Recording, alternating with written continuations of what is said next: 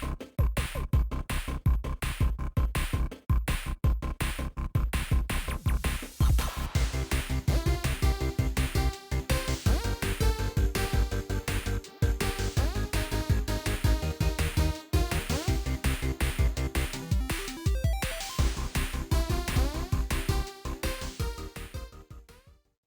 everyone, welcome back to the channel, and today we're going to be having hopefully a little bit of fun, because in this video we are going to be unboxing, taking a look at, and if all goes well, hopefully restoring this TRS-80 color computer 2, also known as the CoCo2. I'm pushing this way ahead of some other videos that I had planned for this year, mainly because, hey, I haven't got to them yet because they need some more prep time.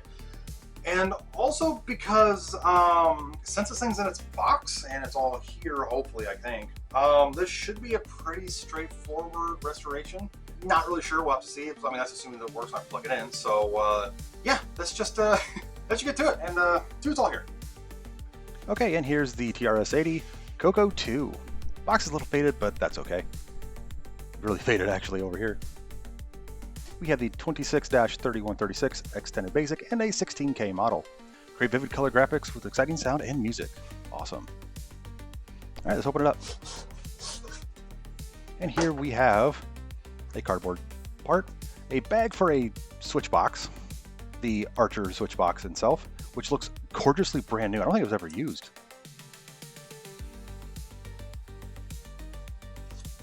And another switch box. This one actually the same way, looks immaculately brand new. This one actually says computer on it, which is going to be pretty neat to use for my VIC-20 and other things.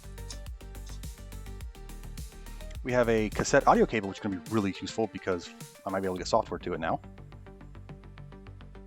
And let's get it out of the box. And here we have the owner's guide and your Color Computer 2 book.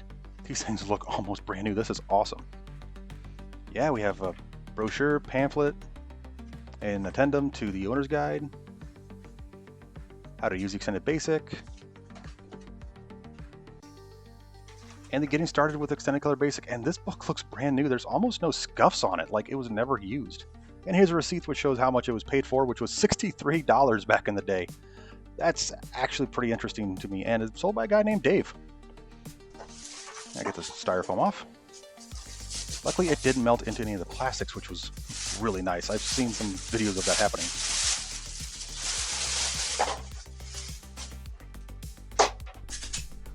And there we go. Okay, and here's the CoCo2, and it's the white balance is not working correctly with me, but as you can see, it is fairly yellowed. In fact, you can kind of see some of the keys are yellow too, but it's not really all that dirty. Well, except for right there. Take a quick look at it, and then we can get to testing and maybe restoring it here. Okay, so we have a pretty good sized keyboard here. We have a red break, 2 arrow keys, enter, clear, shift, up, down arrow keys. It's kind of a neat layout. And I'll admit the keys are not terrible. They feel a little mushy, but not too bad. On the side here, we have the cartridge slot, which I do not have any cartridges for this to test out. And on the back we have a reset button, cassette port, serial port, which is interesting. So I wonder if this thing has built-in serial capabilities for like RS-232. Right, and left joysticks, which would work with that teeny joystick I have. Channel select RF, the coax connector, and a power button. Yeah, no composite here, unlike the VIC-20 and the Commodore 64. And in case anyone is wondering, this is serial number 2057641. So a fairly high serial number actually, and a built-in power cord, which is nice to see it's still here. And it looks like this thing has never been opened. So this thing should still be a 16K system. So I say I'm going to tear this thing apart, clean it up, and see if we can restore it a little bit. Okay, plug that. Okay, so I have it plugged into this TV here. It's the one that has all my Nintendo stuff hooked up to it. It's just the easiest coaxial only TV I could dig out right now. And cross your fingers that nothing goes wrong.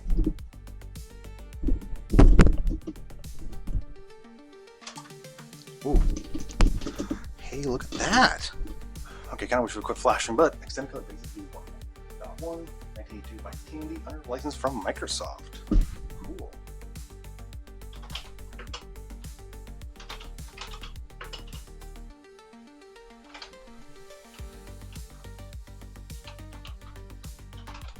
Oh, cool. The backspace key is basically the back arrow key. That's cool.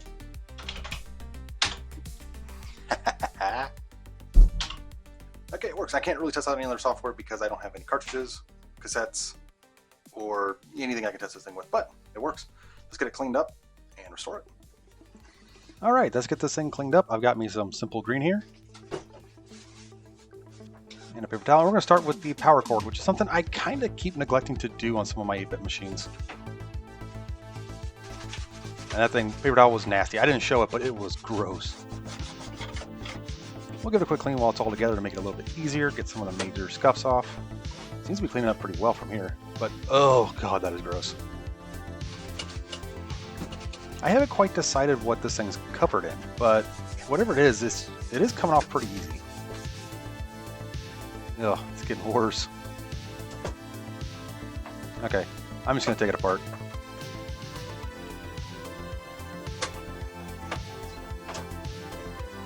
And I found out here that all the screws are different sizes, so I need to remember which one goes where.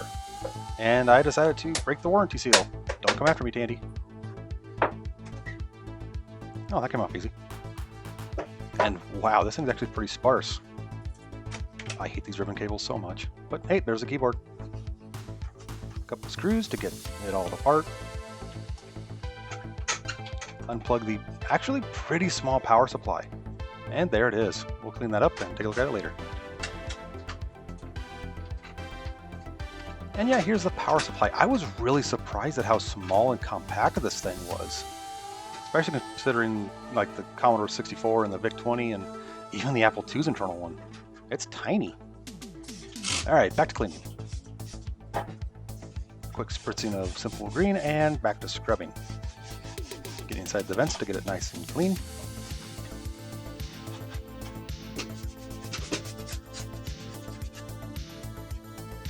And it was here I kind of noticed a color variance. So this thing is actually pretty yellowed, and I decided later to retrobrite it, even though I say here in a second that I'm not. I ended up retrobriting it anyway.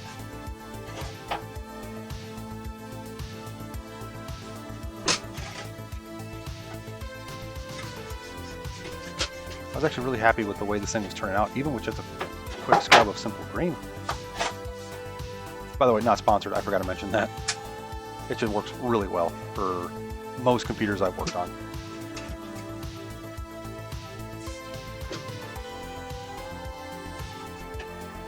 Alright, much better. Now for the bottom of the case. And I took off the cartridge door, set it aside.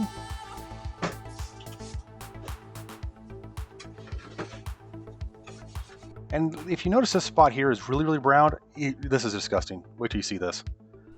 I just spray this stuff on and let it soak for a split second. And it wipes away like one of those 90s infomercials. Like, look at the difference right there. There's a noticeable spot line. This is, it's almost gross. Actually, no, it is gross. But yeah, it just wiped right off. In fact, in a lot of cases, you can kind of see it just melting the grime. Look at that. Ew.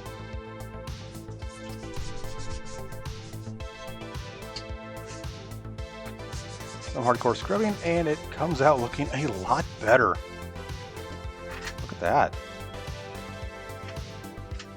Alright, time to take apart the keyboard. Okay, so I need to be really careful taking these keys off. I don't have a key puller, but I do want to restore this keyboard because these are fairly yellowed, so get these off. Look at that. Cool.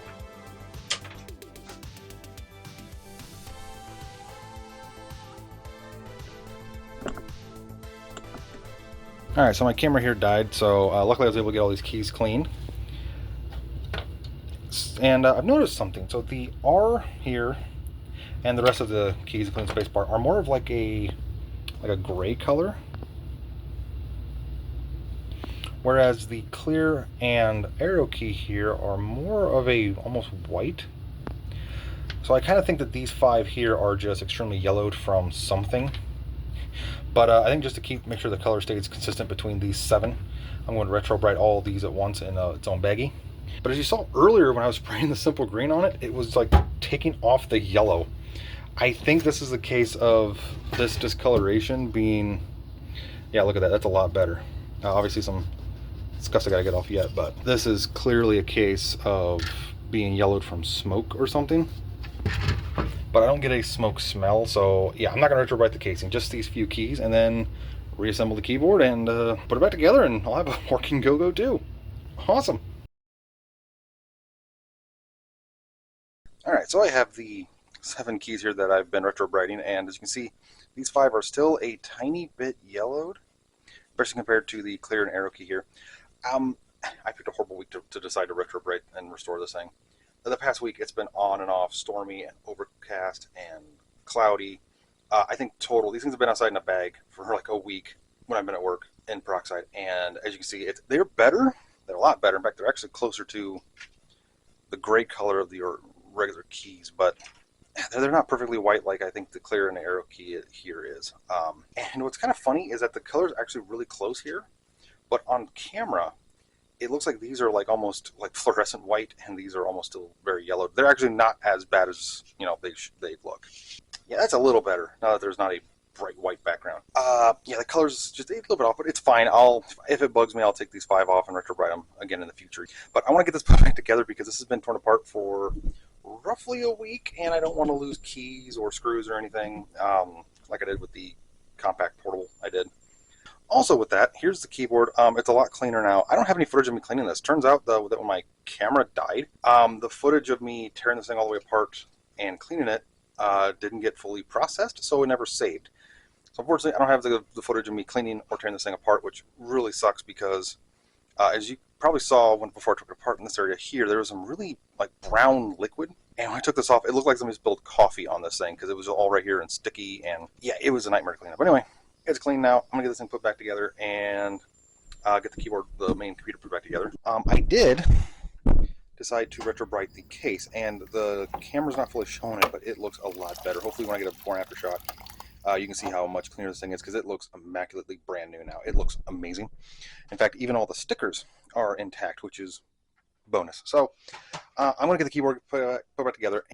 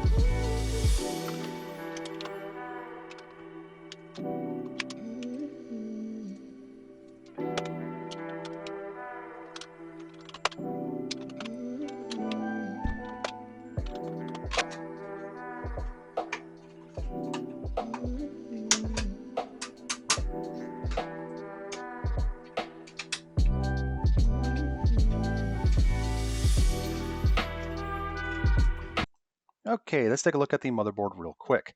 This big chip here is the Motorola MC6809 1 MHz CPU, part of the 6800 series. These chips over here is the 16K of RAM.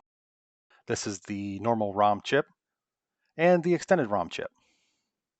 This is the Motorola 6847, a video display generator. And this is a basic analog to digital converter chip. Okay, let's get the motherboard put back in. Screws.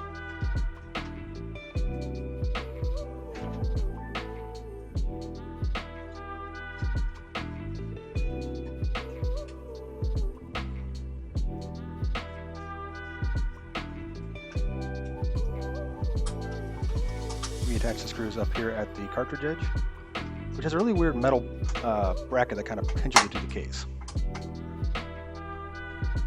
Has anyone ever mentioned how much these stupid ribbon cables are? I followed this for about 5 minutes, by the way. And we put the top case back on, and yeah, looking good. Time to screw it back together.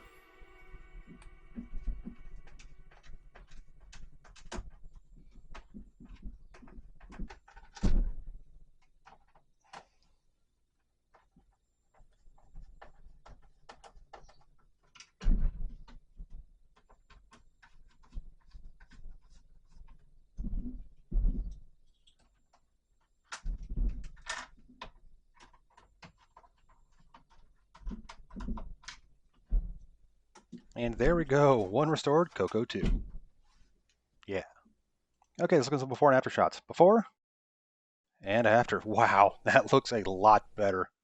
Before and after.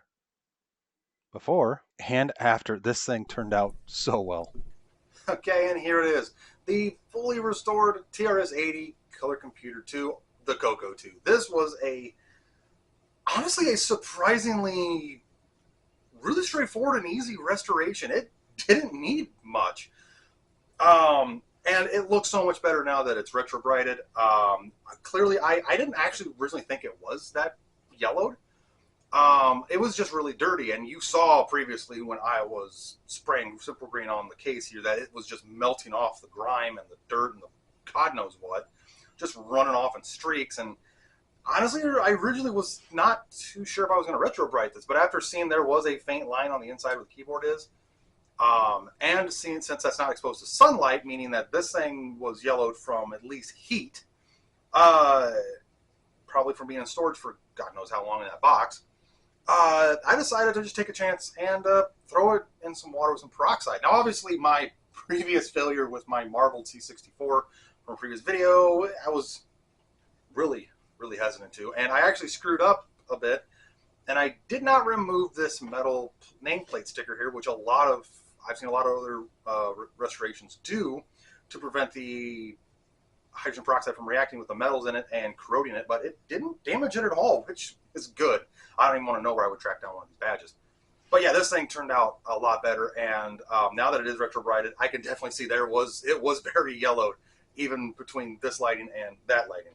And you may also notice there are some keys missing from this. It's actually been about 4 or 5 days since this thing's been all put back together and sitting in the computer room.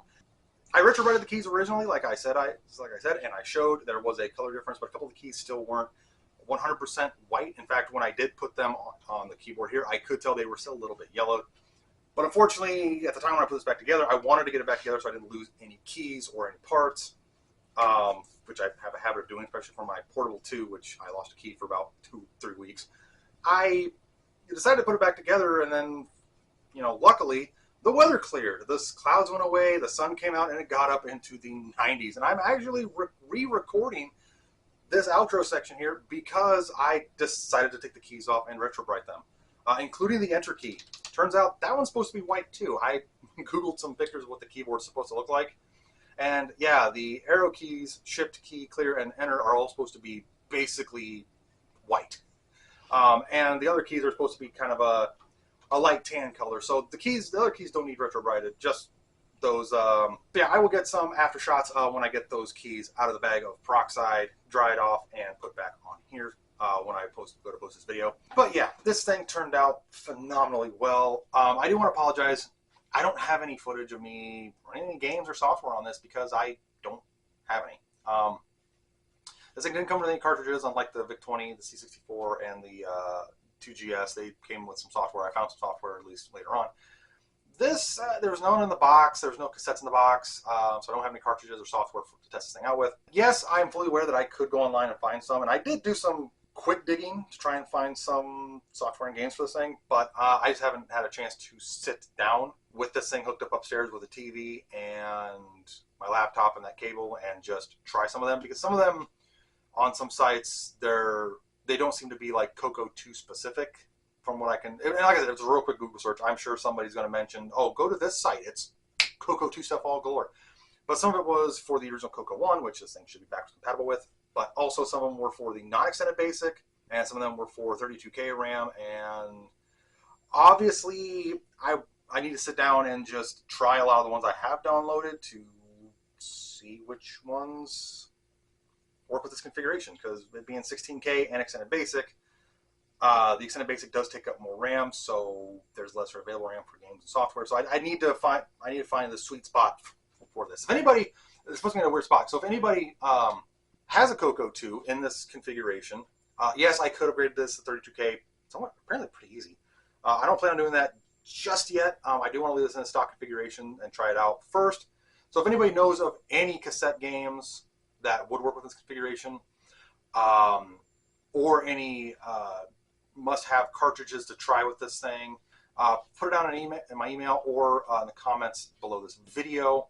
I am probably going to be on the lookout, maybe asking around in some retro groups if anybody has any duplicate cartridges for the CoCo line, just to at least have a few games and some software stuff to mess around with this thing, because it seems like it's going to be a lot of fun. From a lot of the videos and stuff I've seen of other people using the CoCo, the graphics are actually pretty neat and the sound's not bad, so it'd be something I want to try out. Okay, so before the video truly ends, I need to do something really quick that is actually really cool. I need to give a shout out to one of my viewers. So a couple weeks ago, I posted this as a tease for this video. It was a picture of the torn apart keyboard. And the caption basically read, decided to bump this restoration up in the list of things to do.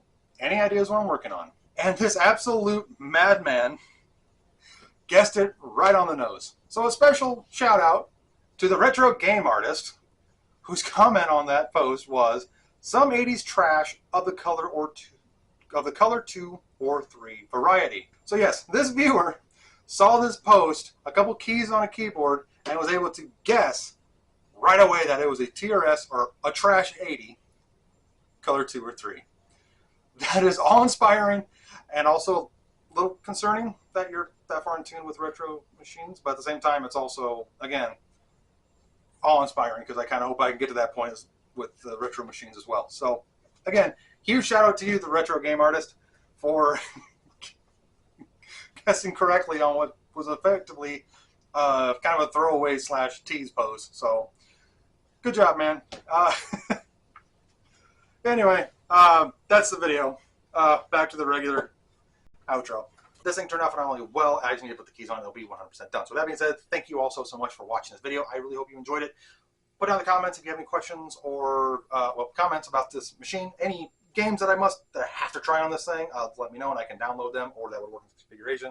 And I'll be getting on it here pretty soon, because once I get the keys on it, I'm going to be itching to try this thing out in a more complete review fashion. And I'll see you on the next one. Thanks for watching.